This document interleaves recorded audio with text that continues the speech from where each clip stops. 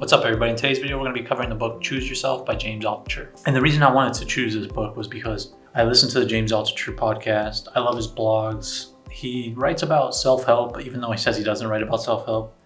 And he has like really good content. And the reason I like him so much is because he has out-of-the-box thinking. He doesn't provide the same advice as everybody else, where it's like meditate, master your mind, go to sleep early, wake up early, all that type of stuff. He doesn't talk about that. He like talks about stuff that'll really like change your way of thinking, change your way of viewing the world. So that's why I wanted to check this book out. He talks about it all the time. And the title is Choose Yourself. And that's basically what the book's about. It's about choosing yourself over a lot of other things in society, like social norms, having a job, getting married when you don't think you have to, buying a house. Like, choose yourself versus all of that stuff. Another weird thing about this book is it doesn't have chapter numbers. It's just a whole bunch of chapters. And to me, it's kind of like a bunch of blog posts put together. And the reason I say that is because it's not like in any particular order. Sometimes he covers the same things in different chapters. A lot of it's just like over and over again.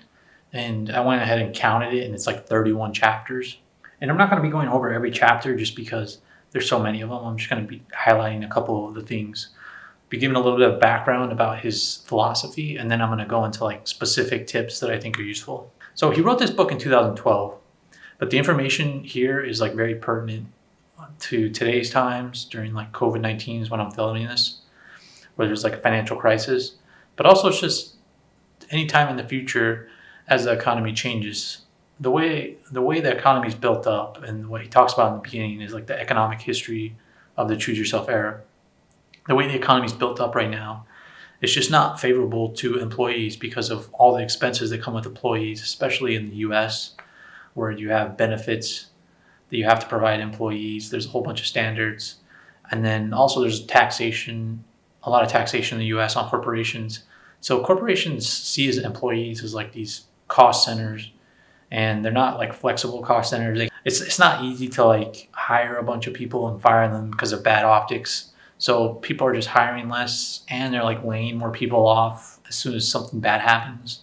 As you're seeing right now in the economy, like tons of people are being laid off, and who knows if those jobs will ever come back. But he wrote this after the financial crisis. And it's kind of weird because during the financial crisis, like we thought that was like the biggest thing ever. But now with COVID-19, this is way worse. And he talks about like being in buildings in New York and then looking across to other buildings and seeing that they're completely empty. And their corporate offices, and they're completely empty. And he's talking about this rich friend he had. The guy's just like laughing, saying those places will never be full again. But that's truer today than it was after the financial crisis. So I think the reasons he wrote this book are even more important now. It's basically like you can't look to those jobs or any job, like any employee type relationship, as safe, just because the economy is changing so much, and it's so easy for them to fire people because of just the culture today. And if they're not laying people off, then they're outsourcing. Obviously, people are going to probably outsource less to China, but they're still going to outsource somewhere cheaper. And who knows, maybe even in the US, they can hire people cheaper because so many people without jobs. Another principle he talks about shortly after this is like how many people in your life can make one decision that just destroys your life. Like if you have a partner or you have a boss that can just destroy your life with one decision, you shouldn't be in this position in your life. And that's why it's important for you to choose yourself and like take control over yourself, so that your whole life doesn't get disrupted by one decision. And then he says the way to do this is by choosing yourself. And he says you could choose yourself by like only working on the things you like to do, only hanging out with the people that you like to hang out. Like, you don't need to do things just because society tells you to. It's going to be hard because of like peer pressure. You're going to see other people doing stuff, think you have to do it. You're going to see social media, people doing stuff and thinking you have to do it. So that part's going to be tough, but at the end of the day, like, it's better if you choose yourself. And then right after this, he goes into his simple daily practice, which he repeats throughout the book. And he says the reason he came up with the daily practice is because the most common search phrases that lead to his website are, I want to die, or I feel stuck. And he says like it's better to get out of those situations. And the way you do it is by like a simple daily practice. And it's just simple things like no TV, no junk food, make sure you exercise, get to sleep on time. You can do some meditation, and then write down your schedule and cross out an item you don't want to do anymore. But basically, it's like doing the small stuff to improve your daily life. It doesn't have to be big things like make $1 million. It's just like fix little things. And that's another concept he really enjoys, is like getting 1% better every day, and implementing various things that he has in simple daily practice is what can get you there. And then he talks about a common trap that many people fall into, which is trying to find your purpose in life. And I've spoken about this in other books like So Good They Can't Ignore You and Poe Bronson's book about what should I do with my life. Like there's not always a clear purpose for your life, like one thing or one career that could fit you. It might be the way your personality is. So like you don't need to find a purpose in your life, like one purpose of why you're alive, like maybe this nonprofit, maybe this startup, but you can start adopting these themes in your life that you want to do. And that's kind of like what I do with my life, because I've been on that purpose journey, and I think the purpose journey is kind of deceptive, but it's like looking for areas that you want, like working for yourself, not being around toxic people, things like that, versus like trying to find one purpose. Because if you try and find one purpose in your life, you're always going to be like looking towards that thing to cure some hole that's missing inside of you, whether it's like getting married, getting a promotion, getting a house, like, or getting a certain amount of money. Like those things aren't going to necessarily make you feel whole.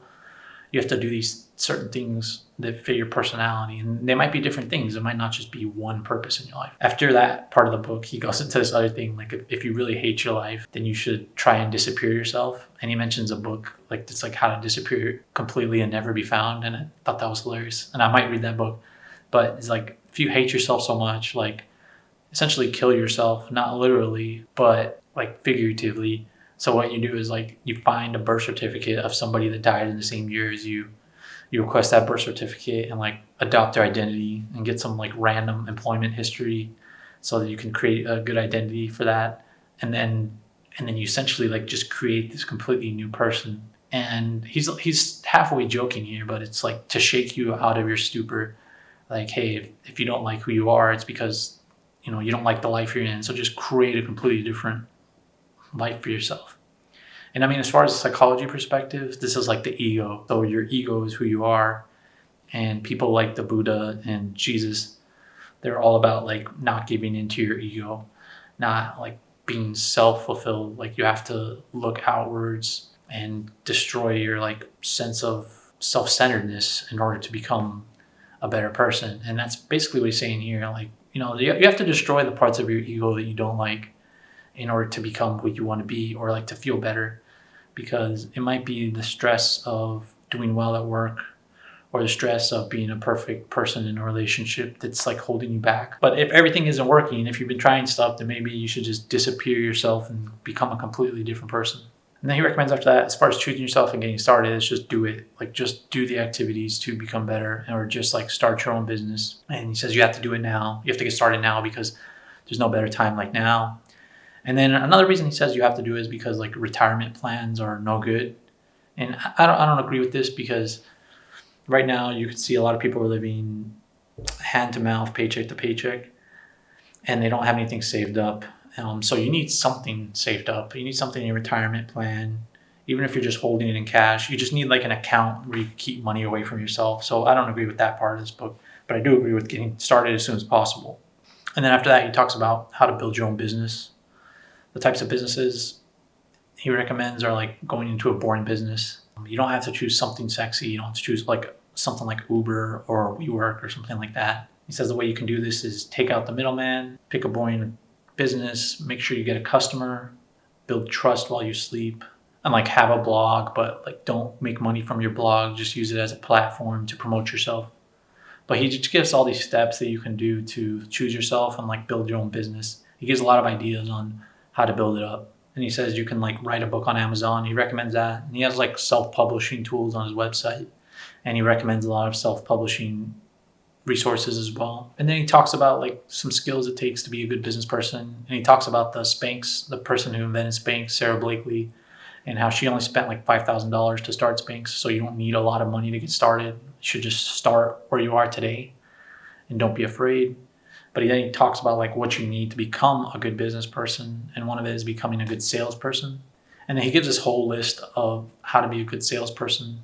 And he's like, you need to learn the entire history of your audience. You need to give extra benefits, and just like a huge list of things you can do to become a better salesperson.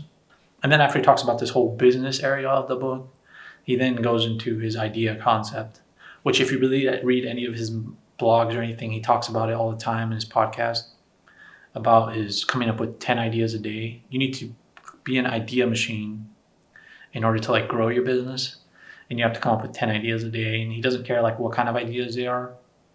And I mean, I've tried this myself. It's pretty hard because like sometimes you come up with an idea and you just want to like drill down on that idea versus like coming up with a blanket list of 10. And he gets into arguments about this on his podcast a lot because a lot of people like say the same thing.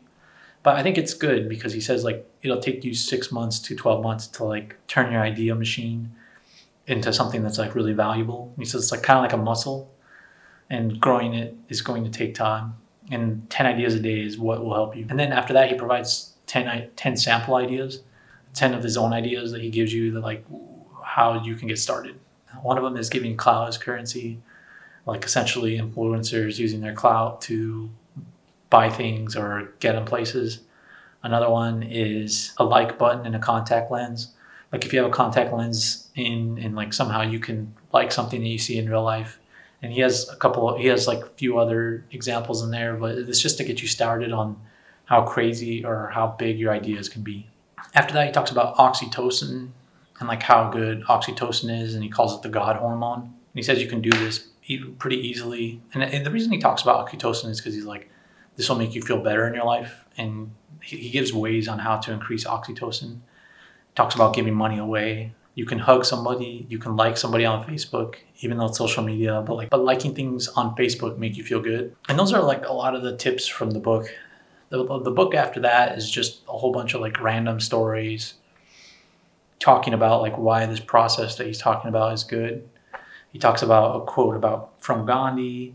He talks about being your own superhero, like creating a different persona for yourself that's a superhero. Like when we were children, we used to believe we were like superheroes, but then that changed. And he said, go back to that time when you're a child and like believe you're a superhero. But the rest of the book after that is just stories that proves the points that he brought up about choosing yourself, simple daily practice, like developing routines, sticking to routines. And you can read through the latter part of the book and take what you want. That's what I did. The latter part of the book was like, to me, a little bit of extra stuff. It was just more and more content pushed into this. The real best parts of the book are in the beginning of the book with the choose yourself, the reasons why you should choose yourself, how to start a business. Those are the real valuable parts to the book to me. So again, I think this is a really good book. James Altucher is great. And the ideas in here are definitely going to like shake some things loose in your brain and are going to get you motivated to start your own business and to come up with as many ideas as you can. So to get my book advice and my self-help tips, make sure to like this video and subscribe to my channel. Thanks for watching.